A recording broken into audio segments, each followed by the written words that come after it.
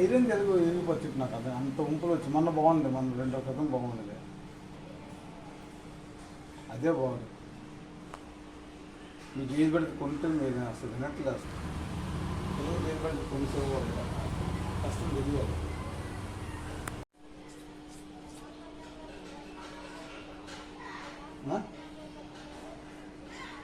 ఏం జరిగింది చెప్పు, దానికి ఐరన్కి ఏం జరిగింది, ఏం చేసావు? మామూలు కింద పడిపోతుంది, అసలు తీసేస్తాడు కింద పడి తొక్కేసాడా? మీకు రేపు తెచ్చిపడి కింద పడిపోతే కొత్త వచ్చేస్తుంది కదా. నాకు చెప్పాలి, తీసి నేను చెప్పలేదు నువ్వు, నీ సరదాగా ఉన్నాను, నేను నాకు చెప్తాను కొనమని. మరి టీచర్కి ఏం చెప్పలేదు నువ్వు? టీచర్కి ఏం చెప్పలేదురా? అప్పుడా పడిచినాడు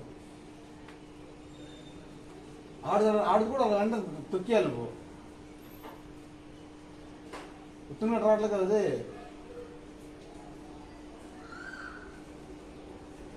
వాళ్ళతో భయపడిపోయినా నాకు అర్థం కావట్లేదు.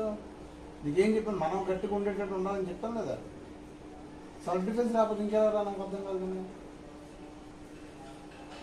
నమ్మది ముందు, కానీ నీకు తప్పు చేస్తే మనం ఊరుకోవద్దు.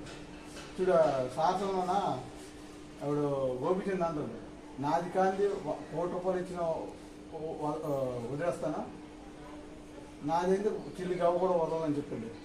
అలా ఉండాలి, మన వస్తువు మనం కట్ట కాపాడుకోవాలి కదా. ఎన్ని చేసి అవుతున్నాయి నాకు కూడా అవసరం.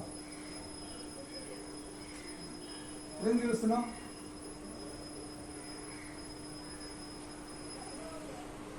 నిన్న 10 సార్లు అడిగావు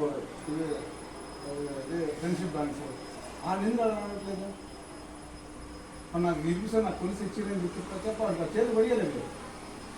2 రోజులు మనం అమ్మాయిని విడితే చాలా జాగ్రత్తగా ఉండాలని చెప్పేసి మన సెల్ఫ్ డిఫెన్స్ మనకు లేకపోతే ఇంకెందుకు. ఇక్కడ మమ్మీ మీద ఆడడం, నా మీద సరిపోతే ఏదో మమ్మీ మాటలు పక్కన వేసేస్తావు, అది ఆవిడ మీద అరవచ్చు కదా.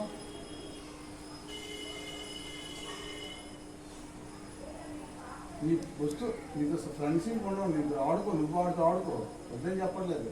కానీ వస్తువు ఎరగొట్టేటప్పుడు మనం గట్టి చెప్పాలి,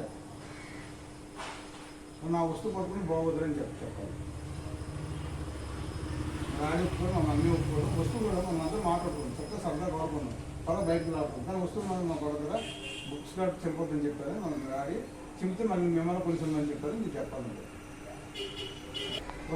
ఇప్పుడు